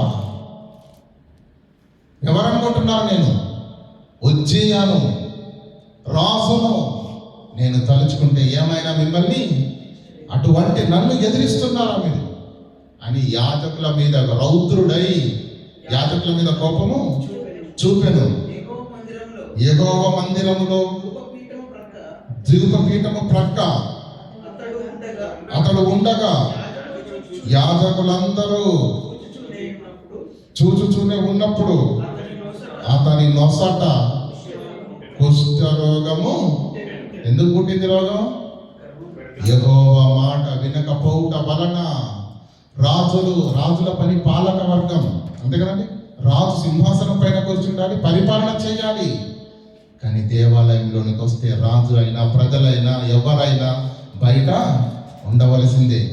యెహోవా మందిరంలోకి ప్రవేశించి ధూపార్తిని చేత పట్టుకొని ధూపము వేసే పని దేవుడు యాజకులకు అప్పగించాడు. అహరోను సంతతికి అప్పగించాడు. ఇది దేవుడు పెట్టిన విధి, ఇది దేవుడు చేసిన శాసనం. కానీ ఈయనేమనుకుంటున్నాడు? నేను రాజును కదా, ఏం చేసినా నడుస్తుంది, నేను చేస్తే ఎవరు అడిగేవాళ్ళు లేరనుకున్నాడు. యాజకులను అందరిని ఎదిరించి మహారౌద్రుడై యాజకుల పైన కోపము చూపి వారి చేతిలో నుంచి ధూపార్తిని తీసుకొని బలవంతంగా యాజకులు చేయవలసిన పనిని రాజు అయిన ఎవరు చేశారు? ఉజ్జియా చేసినప్పుడు దేవుడు ఊరుకున్నాడా? ఏం చేశాడు?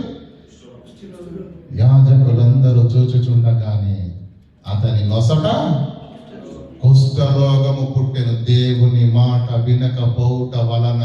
రోగం వస్తుందా? వచ్చిందా? వచ్చింది ప్రియులారా. గనుక దేవుని పిల్లలుగా ప్రతి ప్రశ్నకు సమాధానం బైబిల్ దగ్గర ఉంటుంది. కనుక దేవుని వాక్యాన్ని పరిశీలించినప్పుడు ప్రియులారా, మనకేం బోధపడింది? భూమి మీద సహజంగా వచ్చే రోగాలు ఉన్నాయి. పౌష్టికాహార లోపంతో వచ్చే రోగాలు ఉన్నవి. ఆహారం కానిది తినడం వల్ల వచ్చే రోగాలు ఉన్నవి. పానీయం కానిది తాగడం వల్ల వచ్చే రోగాలు ఉన్నవి. అంటే తిండి ద్వారా, గాలి ద్వారా, నీటి ద్వారా వచ్చే రోగాలు ఉన్నవి. ప్రకృతి ద్వారా, ప్రకృతిలో సంభవించే మార్పుల ద్వారా, క్రిముల వల్ల, కీటకాల వల్ల, గబ్బిలాల వల్ల, దోమల వల్ల, అంతేనా? వీటన్నిటి వల్ల వచ్చే రోగాలు ఉన్నాయి. అంటే సహజంగా రోగాలు వస్తాయి మనిషికి. నంబర్ 1. నంబర్ 2, దేవుని చిత్త ప్రకారంగా మరణం కొరకైనా రావచ్చు, నీ భక్తిని, విశ్వాసాన్ని పరీక్షించటానికైనా రావచ్చు, దేవుని మహిమ కొరకైనా రావచ్చు, దేవుని మాట వినకపోవడం వలనైనా. కానీ వచ్చిన రోగం ఎలా వచ్చిందో, ఎందుకు వచ్చిందో మాత్రం ఖచ్చితంగా మనకు తెలియదు. అప్పుడు మనం ఏం చేయాలి?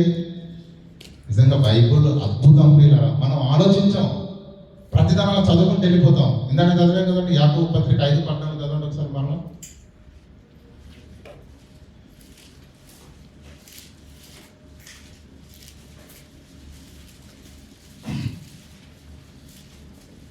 యాకోబు పత్రిక 5:14. మీలో ఎవడైనను రోగి అయిన ఎడల ఉన్నాడా అతడు సంఘ పెద్దలను పిలిపింపవలెను. అంటే రోగము వచ్చింది అనగానే ఇప్పుడు ఎన్ని నేర్చుకున్నాం కదండి. మీరు దేని ద్వారా వచ్చిందో డిసైడ్ అయ్యే అవకాశము మనకు తెలియదు. ఆ రోగం ఎందుకు వచ్చిందో, ఎలా వచ్చిందో మనకు తెలియదు. అయితే ఏమంటున్నాడంటే, మీలో ఎవడైనా రోగి అయినా రోగి అయి ఉన్నాడా, అతడు సంఘ పెద్దలను పిలిపింపవలెను. వారు వచ్చి ఏం చేయాలి? ప్రభు నామమున నూనె రాసి అతని కొరకు ప్రార్థన చేయాలి. ఏం చేస్తున్నారండి? నూనె రాసి. మీకు అర్థమైందో లేదో, రోగం ఒక్కటే కానీ 2 ట్రీట్మెంట్లు జరుగుతున్నాయి ఇక్కడ. ఒకటి ఏంటి? నూనె రాసి, ప్రభు నామమున నూనె రాసి. ఏమండి, చంటి బిడ్డలకు ఏ నూనె పట్టిస్తారండి? చిన్నప్పుడు అండి, నెలల్లో ఉన్నప్పుడు ఏం చేస్తారు? నూనె. ఎందుకు? శరీరానికి శక్తిని, పౌష్టికత్వాన్ని ఇచ్చేది పిల్లల. ప్రతి ఆయిల్లో, అది నువ్వుల నూనె కానివ్వండి, పల్లీల నూనె కానివ్వండి, కొబ్బరి నూనె కానివ్వండి, అద్భుతమైనటువంటి రోగ నిరోధక శక్తి, యాంటీబయాటిక్స్, దాంట్లో శక్తి పుష్కలంగా ఉంటుంది.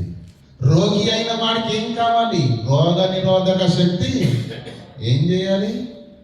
సంఘ పెద్దలు వచ్చి ప్రభు నామమున అతనికి ఏం చేయాలి? నూనె రాసి మెడికల్ ట్రీట్మెంట్ జరగాలి. నంబర్ 1. రెండవది ఏంటి? ఆత్మీయంగా ప్రభు నామమున. అంటే అది సహజ సిద్ధంగా వచ్చిన రోగం అయితే మెడికల్ ట్రీట్మెంట్ తో పోయింది. ఒకవేళ మన స్వయంకృత అపరాధం వల్ల దేవుడు పరీక్షించడానికో దేని కొరకు వచ్చినదైతే దైవ సేవకుల ప్రార్థనతో పోయింది. రోగం ఒక్కటే, 2 ట్రీట్మెంట్లు చెప్పాడు. కానీ ఈరోజు చాలా మంది జీవితాల్లో జరిగినటువంటి కొన్ని యథార్థ చెడు సంఘటనలు ఏంటంటే, కొంతమంది ఈ విషయం తెలియక, అమ్మా దేవుని ప్రార్థన చేసుకో, ఏ టాబ్లెట్ వేసుకోకుండా బ్రతికిపోతాం అన్నారు. కానీ అలా కొంతమంది ప్రాణాలు పోయి వాటి వలన దేవుని నామం దూషించబడిన సందర్భాలు చాలా ఉన్నాయి ప్రియులారా. అది తప్పు. దేవుడు ప్రకృతిలో ఇచ్చిన ఔషధాన్ని తీసుకోవాలి. ఎందుకంటే అది సహజ సిద్ధంగా వచ్చిన రోగమో తెలియదు. దేవుని చిత్తానుసారంగా మరణించటానిక, మన భక్తికి పరీక్షక, దేవుని నామాన్ని మహిమపరచటానిక, దేవుని మాట వినకపోవడం వల్ల వచ్చిందో మనకు తెలియదు. కనుక మనం ఏం చేయాలంటే, ప్రభువా అని దేవుని నామమున మోకరించి ప్రార్థన మాత్రము చేసుకోవాలి. తండ్రి, నా జీవితంలో నీ దృష్టికి ఇష్టం కానిది ఏదైనా ఉన్నదేమో నేను సరి చేసుకుంటాను అని దేవుని ఎదుట ఎప్పటికప్పుడు ఒప్పుకొని దేవునికి ఏం చేయాలి? ప్రార్థన చేసుకోవాలి. మన ఆత్మీయ జీవితాన్ని సరి చేసుకోవాలి, మన బ్రతుకును సరి చేసుకోవాలి. నేను ఎక్కడైనా పడిపోతున్నానేమో, నేను ఎక్కడ తప్పిపోతున్నానేమో, అందుకే వచ్చిందేమో కాబోలు అని ఒకవేళ వెనక్కి తిరిగి మన జీవితాన్ని సరి చేసుకోవాలి. దేవునికి ప్రార్థన చేసి ఒప్పుకోవాలి. మన జీవితంలో దేవునికి ఇష్టం కానిది ఏదైనా ఉంటుందని విడిచిపెట్టాలి. ఇది ఒకటైతే ఖచ్చితంగా ట్రీట్మెంట్ అనేది తీసుకోవాలి. మొండితనానికి వెళ్ళదు. చాలా మంది అంటారు, నేను బాగా ప్రార్థన చేసుకుంటానండి, అస్సలు టాబ్లెట్ వేసుకున్నానంటే తర్వాత ఇబ్బంది అవుతుంది. ట్రీట్మెంట్ చేసుకోవాలి, మెడిసిన్ వేసుకోవాలి. మెడిసిన్ వేసుకుంటే తండ్రి, వేసుకుంటున్నటువంటి ఈ మెడిసిన్, ఈ మాత్రలు నాకు పని చేయలాగా కదండి, మాత్రలు వేసుకోవాలి. దేవునికి ప్రార్థన. ఎందుకంటే ప్రియులు, వచ్చిన రోగం ఏదో నిర్ధారించే పరిస్థితి మనకు లేదు. కనుక సహజ సిద్ధంగా వచ్చే రోగాలు ఉన్నవి, దేవుని చిత్తానుసారంగా వచ్చే రోగాలు కూడా ఉన్నవి. ఏది ఎందుకు ఎలా వస్తుందో మనకు మోకరించి మన తప్పిదాన్ని ఒప్పుకొని దేవుని ఎదుట ఏమండి మోకరించి మన తప్పిదాన్ని ఒప్పుకొని దేవుని కొరకు మనం ప్రియులరా రోధించడం మాత్రం మనం చేయగలిగినటువంటి పని. మెడిసిన్ ట్రీట్మెంట్ తీసుకోవాలి, దేవుని పాదాల యొద్ద పడిపోవాలి. కనుక దేవుని చిత్తములో రోగాలు ఉన్నాయా? ఉన్నాయా?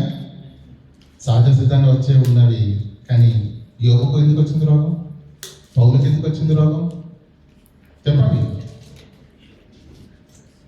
ఎపఫ్రోదితుకి ఎందుకు వచ్చింది? లాజరుకి ఎందుకు వచ్చింది? దేవుని నామ మహిమ కొరకు కదండి. ప్రారంభ శతాబ్దంలో జరిగినటువంటి సూచక్రియలు, అద్భుతాలు అన్నీ కూడా కేవలం దేవుని నామము మహిమపరచడానికే. మనకు తెలుసు కదండి, యోహాను సువార్త 10వ అధ్యాయంలో ఉంటుంది. అవసరం లేదు తీయకండి. ఏది మన యోహాను సువార్త 10వ అధ్యాయంలో ఉంటుంది. యేసుక్రీస్తు దగ్గరికి వచ్చి శిష్యులు అడుగుతారు, ప్రభువా వీడు గుడ్డివాడిగా పుట్టుటకు ఎవడు పాపం చేశాడు? వీడా వీడిని కన్నవారా అని అన్నప్పుడు యేసుక్రీస్తు ఏమన్నాడు? వీడిని కన్నవారైనను పాపము చేసినందుకు కాదయ్యా వాడు గుడ్డివాడిగా పుట్టింది. ఎందుకు పుట్టాడు తెలుసా? వీడు గుడ్డివాడిగా పుట్టకపోతే యేసుక్రీస్తు ఎవడికి కళ్ళిచ్చి మహిమపరచబడతాడు చెప్పండి? అందరికీ కళ్ళు బాగానే ఉన్నాయి, ఎవరికి ఏ రోగం లేదు. యేసుక్రీస్తు యేసుక్రీస్తు ఏం చేస్తాడు చెప్పండి? భూమి మీద అవకాశం ఉందా? వాడికి లోపం ఉండాలి. అప్పుడు యేసుక్రీస్తు సూచక్రియ చేయాలి. ఆ ప్రజల మధ్య దేవుని నామము మహిమపరచడం. అదే మాట అంటాడు, దేవుని నామం మహిమపరచబడడానికి వాడు గుడ్డివాడిగా పుట్టాడే తప్ప వాడైనను వాడిని కన్నవారైనను పాపము చెయ్యలేదు. కనుక ఏది ఎలా వచ్చిందో మన మెరగము కనుక ప్రియులరా మన ఆత్మీయ జీవితాలను సరి చేసుకోవాలి. ముందుగా హిజ్కియా దగ్గరకు వచ్చి ఏం చెప్పాడు యెషయా ప్రవక్త? ఇది నీ మరణము కొరకు వచ్చిన రోగం. టైం ఉందనుకుంటున్నావా? తగ్గిపోద్ది అనుకుంటున్నావా? మాత్ర వేసాను అయిపోయింది అనుకుంటున్నావా? నువ్వే మాత్రం వేసినా బ్రతకవు హిజ్కియా. గనుక నీ ఇంటిని నువ్వు చక్కబెట్టుకో. రోగం వచ్చిందంటే పిల్లలు అలర్ట్ అయిపోవాలి, భయపడిపోవాలి, సరి చేసుకోవాలి, దేవుని పాదాల దగ్గర పడిపోవాలి, మంచి ట్రీట్మెంట్ తీసుకోవాలి, మంచి ఆహారాన్ని తినాలి, మంచి విశ్రాంతిని తీసుకోవాలి. ప్రియులారా సరైన విశ్రాంతి లేకపోతే కూడా రోగం వస్తుంది. సరైన ఆహారం లేకపోతే కూడా రోగాల బారిన పడిపోతాం, బలహీన పడిపోతాం, నలత పడిపోతాం. ప్రియులారా ఈ శరీరంతోనే దేవుణ్ణి మనము మహిమపడతాం. మన ఆరోగ్యంగా ఉంటే ఇంకా 4 రోజులు ఎక్కువ బ్రతుకుతాం. మన కొరకు కాదు, ఆ బ్రతికినంత కాలం దేవుని పనిలో, పరిచర్యలో, సంఘ సావాసంలో, అపోస్తుల బోధయందు అనేకమైన ఆత్మీయ జీవితాలను నిలబెట్టడానికి మన ఆత్మీయ జీవితం నిలబెట్టుకుంటూ కొందరినైనా దేవుళ్ళలోకి నడిపించి మన బ్రతుకులను బట్టి దేవుని మహిమపరిచేట్టుగా మనం బ్రతకాలి. అంటే మనం ఆరోగ్యంగా ఉండడం కూడా చాలా ముఖ్యం. కనుక ఆరోగ్యంగా ఉండండి, మంచి పదార్థాలను తీసుకోండి. ఆరోగ్యంతో, సత్తువతో, బలముతో దేవుని నామాన్ని మహిమపరిచి దేవుని కృపను పొందుకుందాం గాక. ఆమేన్. ప్రార్థన చేసుకుందాం. కనికరంగల దేవ, కృపోన్నతులైన మా కన్న తండ్రి, మీ ఘనమైన పవిత్రమైన మహోన్నతమైన నామానికి స్తుతులు స్తోత్రం తెలియజేసిన తండ్రి, ఇంతవరకు తండ్రి పరిశీలన చేసినటువంటి లేఖనాల భాగాలను బట్టి తండ్రి, మీరు మాకు నేర్పించినటువంటి మీ మనస్సును బట్టి తండ్రి మీకు కృతజ్ఞతాస్తులు తెలియజేసిన తండ్రి. అనేక మంది తండ్రి కుటుంబాలు తండ్రి, వారి కుటుంబంలో ఒక చిన్న రోగం, ఒక చిన్న నలత బట్టి తండ్రి ఆసుపత్రి పడక మీద తండ్రి ఏ దిక్కు లేకుండా తండ్రి డాక్టర్లు చేతులు ఎత్తేసినప్పుడు తండ్రి మీరు మార్గం సరళం చేసి తండ్రి ఆ కుమారుని బ్రతికింపచేసి తద్వారా